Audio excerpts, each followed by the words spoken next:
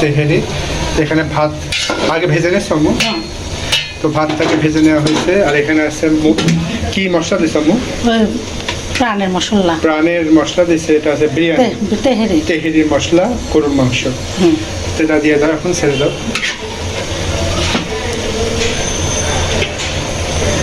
ও এটা সেটাই দিব? আচ্ছা।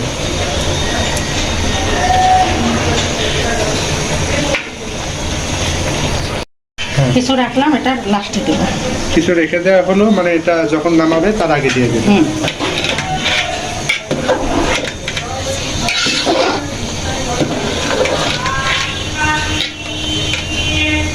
খুব সুন্দর সেন্ট আসছে আম্মু।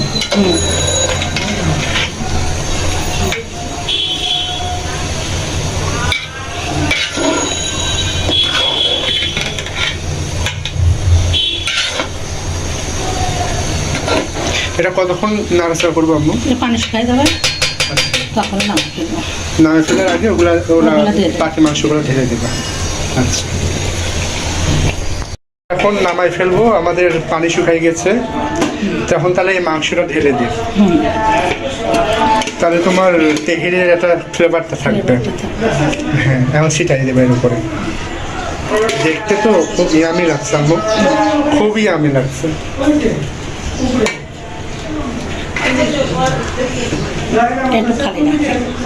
ওটুকু মানে ভাত দিয়ে পরে আমরা খেয়ে নেব।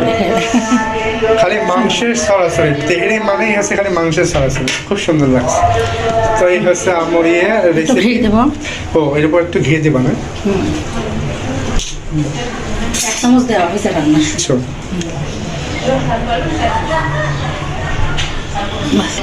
এখন কি এটা ঢেকে রাখবা?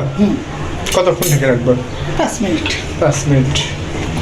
আচ্ছা, তাহলে আমরা এটা ইফতারিতে খেয়ে নেবো ইনশাল্লাহ। আছে ইলিশ মাছ, ইলিশ মাছের ভাজা, আর বেরেস্তা, মরিচ, আর এখানে আছে সালাদ।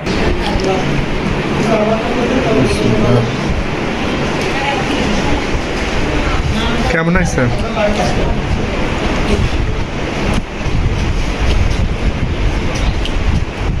আলহামদুলিল্লাহ, খুব ফাইন, খুব ফাইন।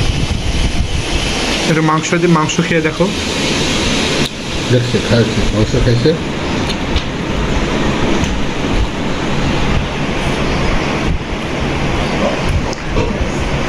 তোমার ইফতারের মধ্যে আজকে কি বেস্ট ইফতারি আব্বু?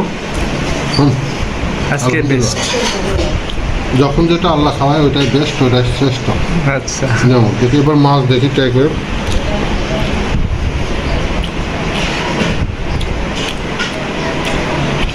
মাছটা একটু খাওয়াবো, কারণ আজকে তো মাছই আছে স্পেশালিস্ট ধরতে গেলে। ভালো হয়েছে? আচ্ছা, মাছটার স্বাদ আছে, মাছটা ওইটার কোনো স্বাদ নেই। আচ্ছা, এক্সট্রা এই যে আম্মু ওই যে মাংস তুলে রাখছিল, ওই মাংসটা নিয়ে আসছে, এখান থেকে একটু মাংস ঝোল নাও। আমি তেল খাইনি আর দিই। আচ্ছা, এটা তোমার জন্য স্পেশালি রাখছি আব্বু, কারণ তুমি একটু ঝোল ঝোল পছন্দ করো। আমি